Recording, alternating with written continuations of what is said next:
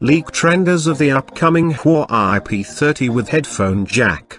The Huawei P20 and P20 Pro were some of the most popular and highly rated smartphones of 2018. Now we have some leak trenders courtesy of reliable source at OnLeaks, via 91 Mobiles, which depict the supposed follow-up to the P20, presumably called the Huawei P30. On the outside, it doesn't look like Huawei is deviating too far from the established look of the P20 when it